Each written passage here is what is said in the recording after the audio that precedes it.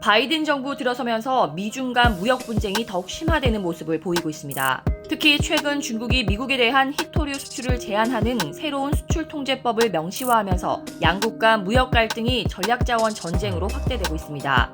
미국은 중국에 맞서 반도체와 첨단 핵심 소재인 배터리, 히토류 분야에서 반중 동맹 구축에 나섰습니다.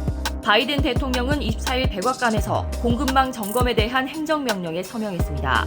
이번 행정명령은 우선 100일간 반도체, 전기차 배터리, 히토류, 의료용품 공급망에 대해 분석하고 이어서 국방, 보건, 에너지, 운송 분야로 범위를 확대하는 내용을 담고 있습니다. 행정명령의 핵심은 그동안 중국산 의존도가 높았던 배터리, 히토류 상당량을 동맹국 제품으로 대체한다는 것입니다.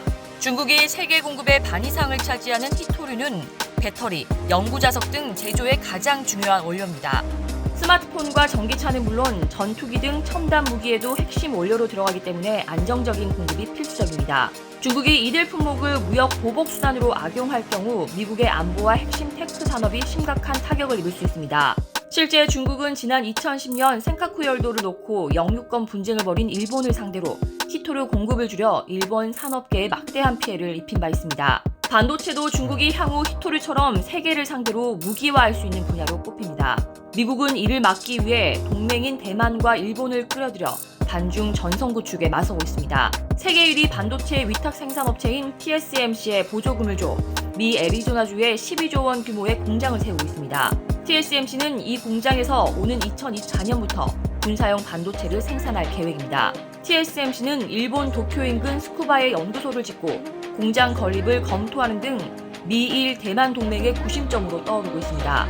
니혼 게이자이 신문 등은 24일 이번 바이든 대통령의 행정명령이 미국과 한국, 일본, 대만 등 아시아 지역 동맹국의 주요 부품 공급 동맹을 강화해 중국을 고립시키기 위한 전략으로 풀이했습니다.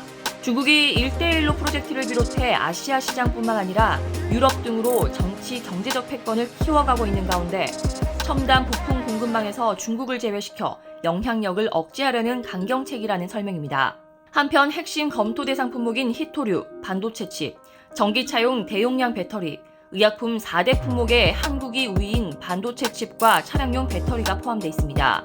한국은 메모리 반도체 분야의 세계 최강자이고 차량용 배터리 역시 세계 시장에서 일본, 중국 등과 치열한 기술 경쟁을 벌이고 있습니다.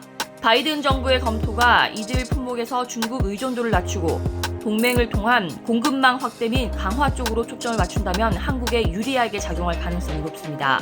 바이든의 핵심 공급망 점검 행정명령 서명은 화웨이 등 중국 기술 기업의 싹을 자른 것에서 더 나아가 글로벌 제조 공급망에서 철저히 고립시켜 첨단 산업 패권 경쟁에서 미국 독주 체제를 굳히겠다는 전략으로 풀이됩니다.